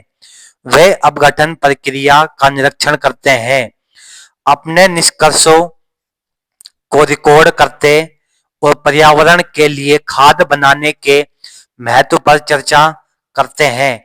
तो शिक्षक उन्हें घर पर बायोडिग्रेडेबल और गैर बायोडिग्रेडेबल कचरे की पहचान करने करके इसे गतिविधि को अपने दैनिक जीवन में जोड़ने के लिए प्रोत्साहित करते हैं। तो अनुभवनात्मक अधिगम के संदर्भ में ये गतिविधि क्या दर्शाती है कि सक्रिय भागीदारी के बिना अवलोकन के माध्यम से अधिगम। एक पारंपरिक दृष्टिकोण जहां शिक्षक अवधारणाओं को समझता है, या व्यवहारिक अधिगम जो सिद्धांतों को वास्तविक जीवन के अनुभव से जोड़ता है, या अपघटन प्रक्रिया को रटना। तो दोस्तों, एक विज्ञान शिक्षक एक गतिविधि आयोजित करता है जिसमें छात्र स्कूल के बगीचे में एक छोटा सा खाद गड्ढा बनाते हैं। वे अपने अपघटन प्रक्रिया का निरीक्षण करते हैं, अपने निष्कर्षों को रिकॉर्ड करते हैं और पर्यावरण के लिए खाद बनाने के महत्व पर चर्चा करते हैं। तो शिक्षक उन्हें घर पर बायोडिग्रेडेबल और गैर बायोडिग्रेडेबल कचरे की पहचान करके इस गतिविधि को अपने दैनिक जीवन से जोड़ने के लिए प्रोत्साहित करता है। तो ये अनुभवनात्मक अधिगम किस गतिविधि को दर्शाता है कि सक्रिय भागीदारी के बिना अवलोकन माध्यम से अधिगम। तो ऑप्शन फर्स्ट इसका रॉन्ग होगा। एक पारंपरिक दृष्टिकोण जहां शिक्षक अवधारणा को समझाता है, तो सेकंड भी रॉन्ग है कि व्यवहारिक अधिगम जो सिद्धांतों को वास्तविक जीवन के अनुभवों से जोड़ता है। तो थर्ड ऑप्शन इसका राइट आंसर होगा कि जहां सिद्धांतों को व्यवहारिक अधिगम वास्तविक जीवन के अनुभवों से जोड़ता है। तो थर्ड ऑप्शन इसका राइट है। अब गठन प्रक्रिया को रटना तो बिल्कुल नहीं, तो ऑप्शन फोर्थ भी इसका गलत होगा। तो यानी थर्ड ऑप्शन इसका राइट आंसर होगा, ऑप्शन नंबर थर्ड। देखिए नेक्स्ट, निम्न में से कौन सा शिक्षण दृष्टिकोण रचनावादी सिद्धांतों के सिद्धांतों को सबसे अच्छी तरह से दर्शाता है कि शिक्षक संरचित व्याख्यान प्रारूप में सभी जानकारी प्रदान करता है और छात्र इसे याद करते हैं। छात्र सहयोगी परियोजनाओं में सक्रिय रूप से भाग लेते हैं और अपने विचारों को साझा करते हैं और विषय की अपनी समझ का निर्माण करते हैं। शिक्षक समस्याओं को हल करने के लिए सही विधि का प्रदर्शन करता है और छात्रों पुनरावृत्ति अभ्यास के माध्यम से अभ्यास करते हैं। यह शिक्षक पाठ के दौरान वांछित छात्र व्यवहार सुनिश्चित करने के लिए पुरस्कार और दंड का उपयोग करता है। तो कौन सा शिक्षण जो दृष्टिकोण रचनावादी सिद्धांत के सिद्धांतों को सबसे अच्छी तरह से दर्शाता है कि शिक्षक संरचित व्याख्यान प्रारूप में सभी जानकारी प्रदान करता है जो छात्र इसे याद करते हैं, तो बिल्कुल नहीं, तो ऑप्शन फर्स्ट रॉन्ग हो जाएगा। छात्र सहयोगी परियोजनाओं में सक्रिय रूप से भाग लेते हैं और अपने विचारों को साझा करते हैं और विषय की अपनी समझ को निर्माण करते हैं, तो बिल्कुल सेकंड ऑप्शन हो सकता है। शिक्षक समस्याओं को हल करने के लिए सही विधि का प्रदर्शन करता है और छात्र पुनरावृत्ति के माध्यम से अभ्यास करता है, तो बिल्कुल नहीं, थर्ड ऑप्शन इसका रॉन्ग है। शिक्षक पाठ के दौरान वांछित छात्र व्यवहार सुनिश्चित करने के लिए पुरस्कार और दंड का प्रयोग करता है, तो बिल्कुल नहीं करता, तो फोर्थ ऑप्शन भी इसका राइट आंसर होगा। तो रॉन्ग आंसर होगा, तो सेकंड ऑप्शन इसका राइट आंसर है कि दृष्टिकोण रचनावादी सिद्धांत के सिद्धांतों को सबसे सबसे अच्छी तरह से छात्र सहयोगी परियोजनाओं में सक्रिय रूप से भाग लेने और अपने विचारों को साझा करने और विषय की अपनी समझ का निर्माण करता है, तो सेकंड ऑप्शन इसका सबसे बढ़िया राइट आंसर होगा। निम्न में कौन सा परिदृश्य अधिगम के रूप में आकलन को सबसे बेहतर ढंग से दर्शाता है कि शिक्षक छात्रों के समग्र प्रदर्शन को निर्धारित करने के लिए अंतिम परीक्षा देता है, या एक छात्र एक अधिगम को लोग रखता है जहां वह इस बात पर विचार करते हैं कि उन्होंने क्या समझा, इन्हें किससे संघर्ष करना पड़ा और वह कैसे सुधार करने के लिए योजना बनाते हैं, या शिक्षक छात्रों को अगली परीक्षा की तैयारी में मदद करने के लिए कक्षा परीक्षण पर प्रतिपुष्टि प्रदान करता है, या शिक्षक छात्रों के पूर्व ज्ञान की पहचान करने के लिए एक निदानात्मक परीक्षण आयोजित करता है। तो निम्नलिखित में से कौन सा परिदृश्य अधिगम के रूप में आकलन को सबसे बेहतर ढंग से दर्शाता है कि शिक्षक छात्रों के समग्र प्रदर्शन को निर्धारित करने के लिए अंतिम परीक्षा हो सकती है, तो बिल्कुल नहीं हो सकती, तो फर्स्ट ऑप्शन इसका रॉन्ग होगा। एक छात्र एक अधिगम का लोग रखता है जहां वे इस बात पर विचार करते हैं कि उन्होंने क्या समझा, उन्हें किससे संघर्ष करना पड़ा और वे कैसे सुधार करने की योजना बनाते हैं, तो सेकंड ऑप्शन इसका राइट आंसर हो जाएगा कि एक छात्र एक अधिगम को लोग रखता है और वहां वे इस बात पर विचार करते हैं कि उन्होंने क्या समझा, क्या सीखा, क्या संघर्ष करा और वे कैसे उनको सुधार सकते हैं, तो सेकंड ऑप्शन इसका राइट आंसर होगा। एक शिक्षक रोल प्ले गतिविधि का आयोजन करके सामुदायिक सहायकों की अवधारणा का परिचय देता है। प्रत्येक छात्र सामुदायिक सहायक की भूमिका निभाता है, जैसे कि डॉक्टर, किसान या अग्निशामक, और अपनी दैनिक जिम्मेदारियों को निभाता है। फिर शिक्षक एक चर्चा की सुविधा प्रदान करता है जहां छात्र अपनी भूमिका पर विचार करते हैं, जो उन्हें सिखा है, जैसे साझा करते हैं और विचार विमर्श करते हैं कि सहायक समाज में कैसे योगदान करते हैं, तो यह गतिविधि अनुभवनात्मक शिक्षण सिद्धांतों के साथ कैसे संरेखित होती है कि यह न्यूनतम छात्र संवाद के साथ सैद्धांतिक ज्ञान पर ध्यान केंद्रित करता है, या इसमें समझ को गहरा करने के लिए सक्रिय भागीदारी और चिंतन शामिल है, या यह सामाजिक सहायकों की भूमिकाओं को समझ जाने के लिए केवल शिक्षक के व्याख्यानों का प्रयोग करता है, या यह छात्रों को अपने व्यक्तिगत दृष्टिकोण साझा करने में हतोत्साहित करता है। तो एक शिक्षक रोल प्ले गतिविधि का आयोजन करता है जिसमें सामुदायिक सहायकों की अवधारणा का परिचय भी देता है। प्रत्येक छात्र सामुदायिक सहायक की भूमिका भी निभाते हैं, जैसे कि डॉक्टर, किसान या अग्निशामक, और अपनी दैनिक जिम्मेदारियों को भी निभाते हैं। फिर शिक्षक एक चर्चा की सुविधा प्रदान करता है जहां छात्र अपनी भूमिका पर विचार करते हैं, उन्होंने सीखा, जैसे साझा करते हैं और विचार विमर्श करते हैं कि सहायक समाज में कैसे योगदान किया जाता है। यह गतिविधि अनुभवनात्मक शिक्षण सिद्धांत के साथ किस प्रकार संरेखित होती है,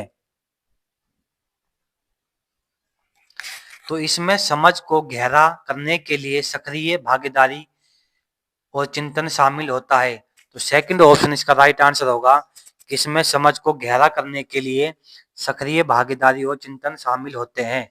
तो सेकंड ऑप्शन इसका राइट आंसर हो जाएगा। अभिकथन ए सहयोगात्मक शिक्षण छात्रों में समालोचनात्मक सोच और सामाजिक कौशल को बढ़ावा देता है।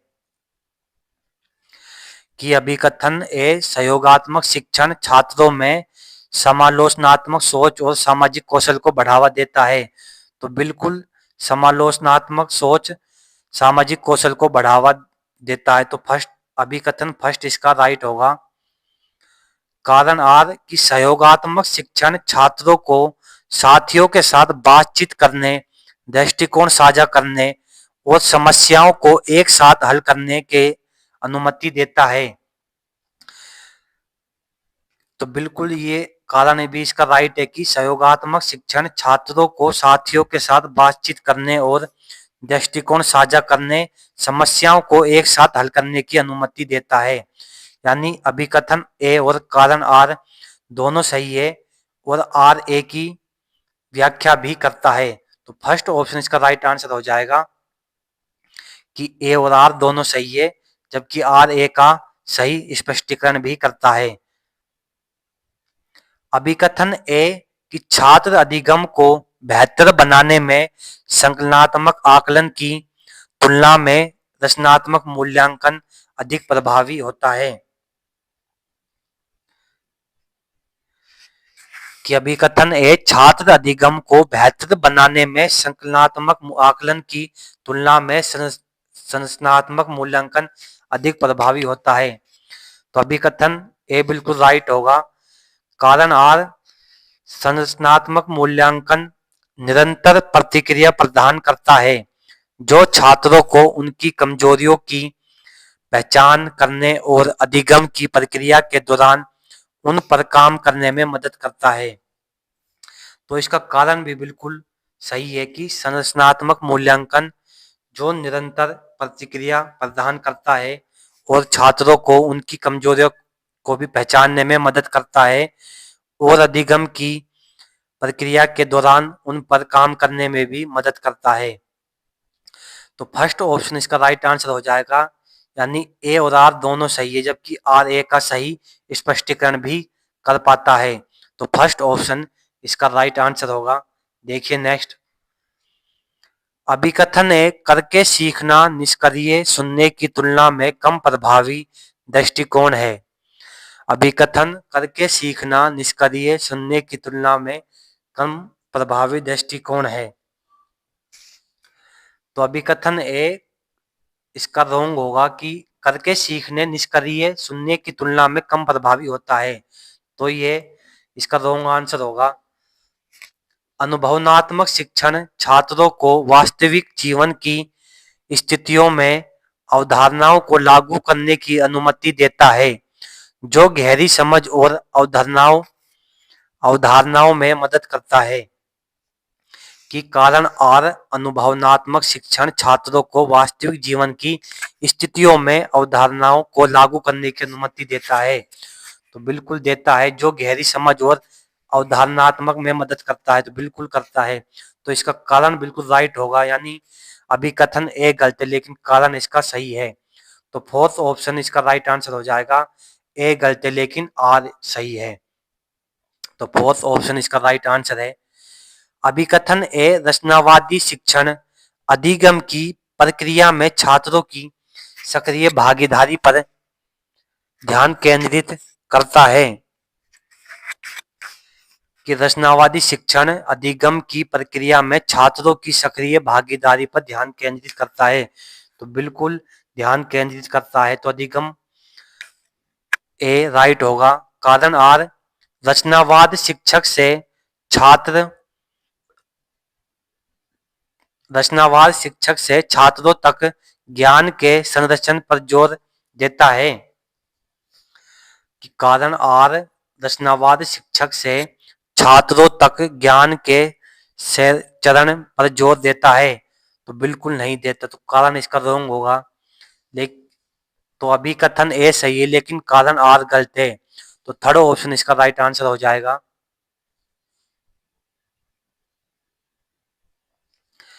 एक शिक्षिका अपनी कक्षा में निम्न परिदृश्य प्रस्तुत करती है कि रवि के पास एक कंटेनर में 5 लीटर पानी है। उसे एक कार्य पूरा करने के लिए ठीक 3 लीटर की आवश्यकता है, लेकिन कंटेनर पर कोई निशान नहीं है। उसके पास एक कंटेनर है जिसमें ठीक 2 लीटर पानी आ सकता है। रवि इन दो कंटेनरों का प्रयोग करके ठीक 3 लीटर कैसे माप सकता है? कि शिक्षक छात्रों को समूह में समस्या पर चर्चा करने और हल करने के लिए प्रोत्साहित करता है।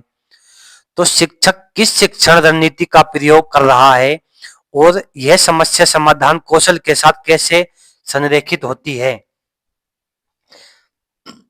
कि केवल दोहराए जाने वाले प्रश्नों को हल करके रखने के लिए, या समस्या आधारित शिक्षण दृष्टिकोणों का उपयोग कर रही है जो विश्लेषणात्मक चिंतन को विकसित करता है, या वह छात्र के मापन के पूर्व ज्ञान का परीक्षण करती है, या वह व्यक्तिगत कार्य सौंपकर सहयोग को हतोत्साहित करती है। तो जो एक शिक्षिका है, वो रवि के पास एक कंटेनर में 5 लीटर पानी है। उसे एक कार्य पूरा करने के लिए 3 लीटर की आवश्यकता है, लेकिन कंटेनर पर कोई निशान नहीं है। तो उसके पास एक कंटेनर है जिसमें ठीक 2 लीटर पानी आ सकता है। तो रवि इन दो कंटेनरों का उपयोग करके 3 लीटर पानी माप सकता है। तो यह शिक्षण रणनीति समस्या आधारित शिक्षण दृष्टिकोणों का उपयोग करती है जो विश्लेषणात्मक चिंतन को विकसित करता है। यानी ऑप्शन सेकंड इसका राइट आंसर हो जाएगा कि वह समस्या आधारित शिक्षण दृष्टिकोण का उपयोग करती है जो विश्लेषणात्मक चिंतन को विकसित करता है। तो सेकंड ऑप्शन इसका राइट आंसर है।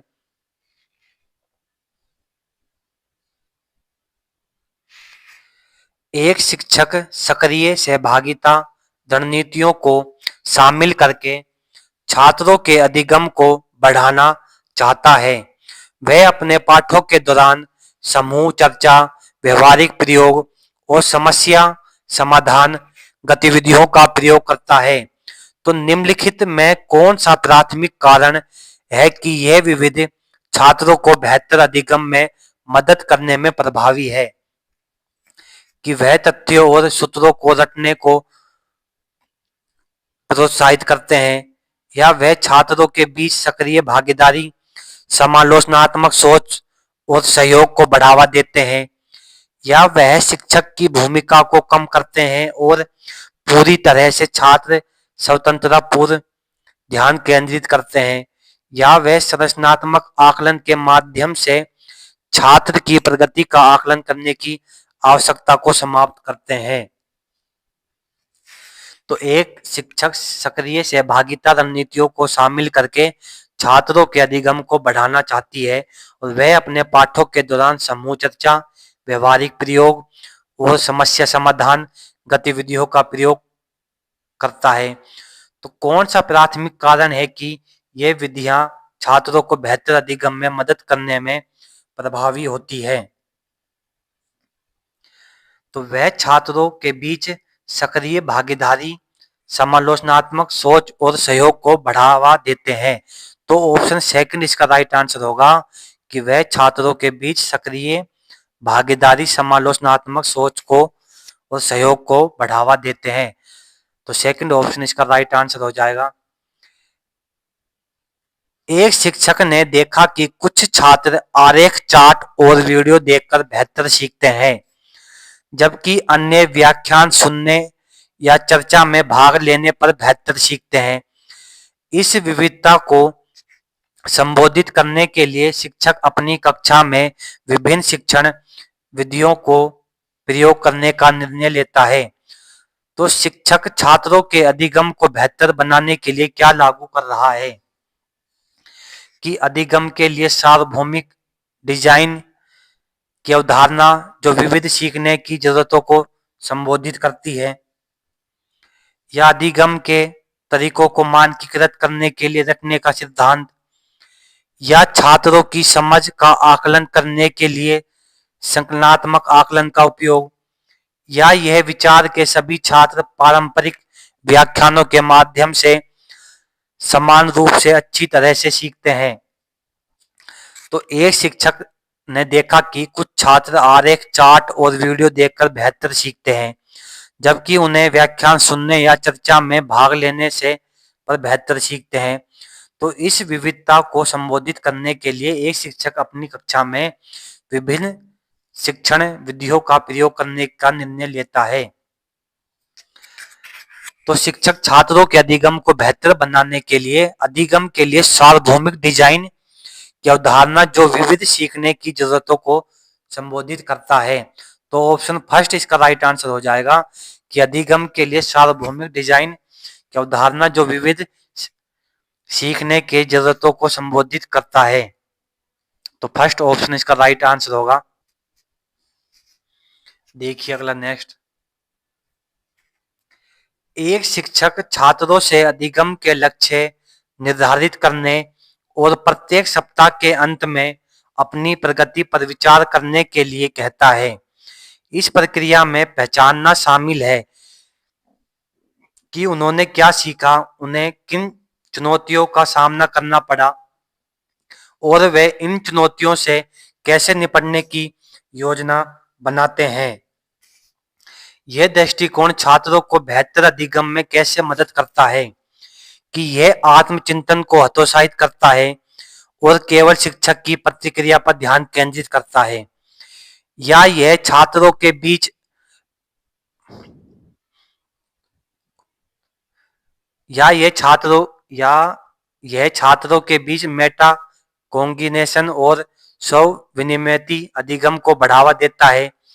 यह छात्रों की अपनी अधिगम की जिम्मेदारी लेने की क्षमता को सीमित करता है, या यह छात्रों को अपनी ताकत और कमजोरियों को समझने से रोकता है। तो एक शिक्षक जो छात्रों से अधिगम के लक्ष्य निर्धारित करने और प्रत्येक सप्ताह के अंत में अपनी प्रगति पर विचार करने के लिए कहता है, इस प्रक्रिया में पहचानना शामिल है कि उन्होंने क्या सीखा, उन्हें किन चुनौतियों का सामना करना पड़ा और वे इन चुनौतियों को कैसे निपटने की योजना बनाते हैं। तो यह छात्रों के बीच मेटा कॉग्निशन और स्व विनिमयती अधिगम को बढ़ावा देते हैं। तो सेकंड ऑप्शन इसका राइट आंसर होगा। ऑप्शन नंबर 2 इसका राइट आंसर है। एक पाठ के दौरान एक शिक्षक प्रदूषण के विषय को छात्र के दैनिक जीवन से जोड़ता है, उन्हें अपने आसपास के वातावरण में प्रदूषण के स्रोतों की पहचान करने और इसे कम करने के तरीके सुझाने के लिए कहता है। वह छात्रों को अपने निष्कर्षों को प्रस्तुत करने और अपने साथियों के साथ उन पर चर्चा करने के लिए प्रोत्साहित करती है।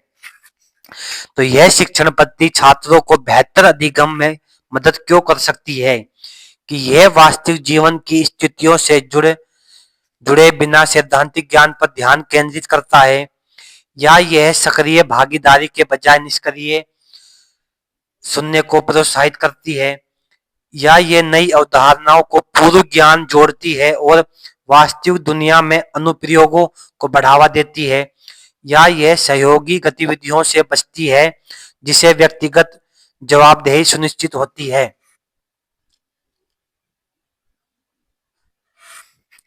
तो एक पाठ के दौरान एक शिक्षिका प्रदूषण के विषय को एक छात्र के दैनिक जीवन से जोड़ता है, उन्हें अपने आसपास के वातावरण में प्रदूषण के स्रोतों की पहचान करने और इसे कम करने के तरीके सुझाने के लिए कहता है।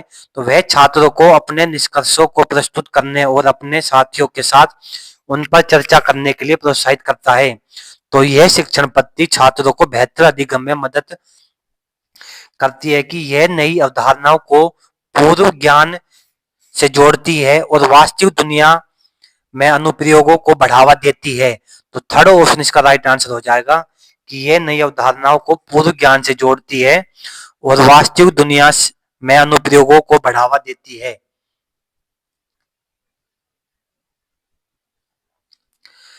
कक्षा के दौरान एक छात्र गणित की समस्या से जूझ रहा है। समाधान प्रदान करने के बजाय शिक्षक मार्गदर्शक प्रश्न पूछता है। जैसे आप समस्या के बारे में क्या जानते हैं और आप आगे क्या कदम उठा सकते हैं। तो छात्र को बेहतर ढंग से अधिगम में मदद करने के लिए शिक्षक को किस शिक्षण सिद्धांत को लागू करना होता है कि पाठ जिसमें छात्रों को प्रगति करने में मदद करने के लिए अस्थायी सहायता प्रदान करना शामिल हो। या याद रखना जो छात्रों को तथ्यों को याद करने में मदद करता हो। या मानकीकरण जो सुनिश्चित करता है कि सभी छात्र एक ही तरह से सीखते हैं। या प्रत्यक्ष अनुदेशन जहां शिक्षक छात्र के लिए समस्या हल कर सकता है। तो कक्षा के दौरान एक छात्र गणित की समस्या से जूझ रहा है और समाधान प्रदान करने के बजाय शिक्षक मार्गदर्शक प्रश्न पूछता है, जैसे आप समस्या के बारे में क्या जानते हैं और आप आगे क्या कदम उठा सकते हैं। तो छात्र को बेहतर ढंग से अधिगम में मदद करने के लिए शिक्षक पाठ जिसमें छात्रों को प्रगति करने में मदद करने के लिए अस्थायी सहायता प्रदान प्रदान करना शामिल होता है। तो फर्स्ट ऑप्शन इसका राइट आंसर हो जाएगा कि जिसमें छात्रों को प्रगति करने में मदद करने के लिए अस्थायी सहायता प्रदान करना शामिल है। तो फर्स्ट ऑप्शन इसका राइट आंसर है। निम्नलिखित में से कौन सा चरण कक्षा में एक सामान्य समस्या समाधान प्रक्रिया का हिस्सा नहीं है कि समस्या की पहचान करना और उसे समझाना, समस्या को हल करने के लिए संभावित रणनीतियों की खोज करना, बिना किसी चिंतन के परीक्षण और त्रुटि को प्रोत्साहित करना, या इसकी प्रभावशीलता निर्धारित करने के लिए समाधान का आकलन करना। तो निम्न में से कौन सा चरण कक्षा में एक सामान्य समस्या समाधान प्रक्रिया का हिस्सा नहीं होता। तो बिना किसी चिंतन के परीक्षण और त्रुटि का प्रोत्साहित करना। तो थर्ड ऑप्शन इसका राइट आंसर होगा कि बिना किसी चिंतन के परीक्षण और त्रुटि को प्रोत्साहित करना समस्या समाधान प्रक्रिया का हिस्सा नहीं होता है। तो थर्ड ऑप्शन इसका राइट आंसर होगा। एक शिक्षक छात्रों को एक पहेली देता है जिसमें रंगीन ब्लॉक को एक विशिष्ट पैटर्न बनाने के लिए व्यवस्थित करना शामिल है। कुछ छात्र कार्य के साथ संघर्ष करते हैं और निराश हो जाते हैं। उनका समर्थन करने के लिए शिक्षक कार्यों को छोटे चरणों में तोड़ता है और मार्गदर्शन प्रश्न पूछता है, जैसे आप आगे क्या प्रयास कर सकते हैं और आपकी पिछली चाल ने पैटर्न को कैसे प्रभावित किया। तो इस दृष्टिकोण के माध्यम से शिक्षक किस समस्या समाधान कौशल को बढ़ावा देता है कि छात्रों के बीच पहल पूरा करने के लिए प्रतिस्पर्धा को प्रोत्साहित करना, या छात्रों को दृढ़ता और मेटा कॉग्निटिव रणनीति विकसित करने में मदद करना, केवल उन छात्रों पर ध्यान केंद्रित करना जो कार्य में अच्छे प्रदर्शन कर रहे हैं, या निराशा को कम करने के लिए सीधे उत्तर प्रदान करना। तो एक शिक्षक छात्रों को एक ही पहेली देता है जिसमें रंगीन ब्लॉकों को एक विशिष्ट पैटर्न बनाने के लिए व्यवस्थित करना शामिल है। कुछ छात्र कार्य के साथ संघर्ष करते हैं और निराश हो जाते हैं। उनका समर्थन करने के लिए शिक्षक कार्य को छोटे चरणों में तोड़ देता है। मार्गदर्शक प्रश्न पूछता है, जैसे आप आगे क्या प्रयास कर सकते हैं और आपकी पिछली चाल ने पैटर्न को कैसे प्रभावित किया। तो इस दृष्टिकोण के माध्यम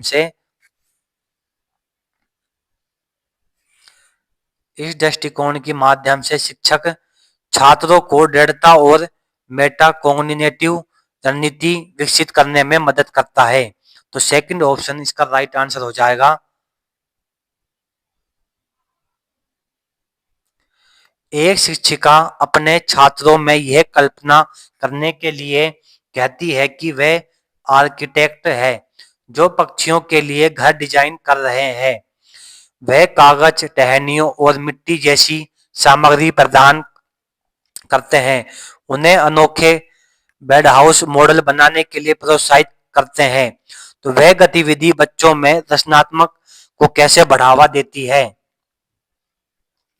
कि वास्तुशिल्प डिजाइन को रटने के लिए प्रोत्साहित करके, या कल्पना और व्यवहारिक समस्या समाधान को बढ़ावा देकर, या केवल सही परिणाम प्राप्त करने पर ध्यान केंद्रित करके, या छात्रों को सख्त दिशा निर्देशों और पूर्व निर्धारित डिजाइनों तक सीमित करके।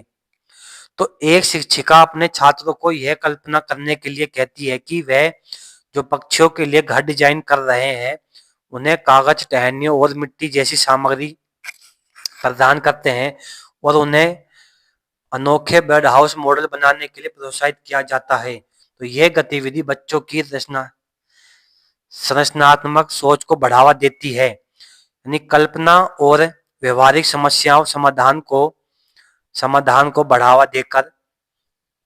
सेकंड ऑप्शन इसका राइट आंसर हो जाएगा।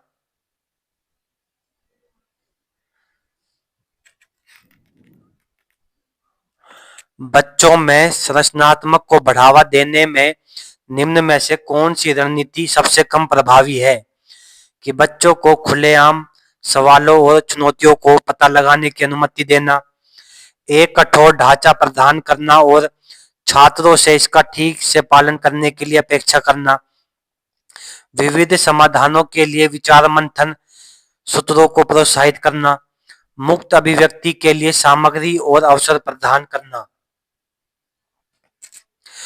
बच्चों में संरचनात्मक को बढ़ावा देने में निम्न में से कौन सी रणनीति सबसे प्रभावी है? तो एक कठोर ढांचा प्रदान करना और छात्रों में इसका ठीक से पालन करने की अपेक्षा करना रणनीति सबसे कम प्रभावी होती है। तो सेकंड ऑप्शन इसका राइट आंसर हो जाएगा।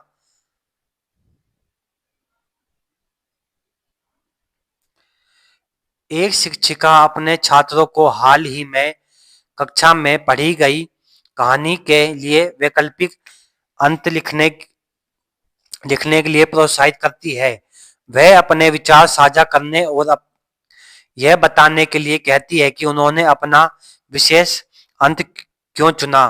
तो संरचनात्मक को बढ़ावा देने में इस गतिविधि का प्राथमिक उद्देश्य क्या है कि मूल कहानी की तथ्य याद करने पर ध्यान केंद्रित करना, समालोचनात्मक सोच और कल्पनाशील कहानी कहने के कौशल को प्रभावित करना, या सख्त नियमों के माध्यम से व्याकरण और विराम चिन्हों को सिखाना, या इस बात पर जोर देना कि कहानी का समाप्त करने का केवल एक ही सही तरीका है।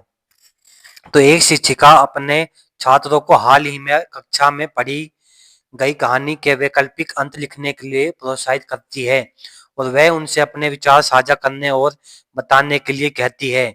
उन्होंने अपना विशेष अंत क्यों चुना। संरचनात्मक को बढ़ावा देने में गतिविधि का प्राथमिक उद्देश्य क्या है? तो समालोचनात्मक सोच और कल्पनाशील कहानी के कहने के कौशल को विकसित करना इसका प्राथमिक उद्देश्य होता है। तो सेकंड ऑप्शन इसका राइट आंसर हो जाएगा कि समालोचनात्मक सोच और कल्पनाशील कहानी कहने के कौशल को विकसित करना।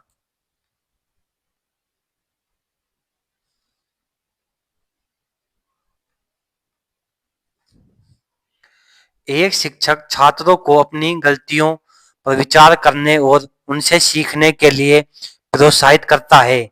यह निम्न के किसके साथ संरेखित होते हैं? अनुभवनात्मक अधिगम, सक्रिय अनुबंधन, संरचनात्मक आकलन अभ्यास, या पाठ। तो एक शिक्षक छात्रों को अपनी गलतियों पर विचार करने के लिए कहता है, विचार करने और उनसे सीखने के लिए प्रोत्साहित करता है। तो यह निम्न में से अनुभवनात्मक अधिगम के द्वारा होता है। तो ऑप्शन फर्स्ट इसका राइट आंसर होगा, अनुभवनात्मक अधिगम इसका राइट आंसर है।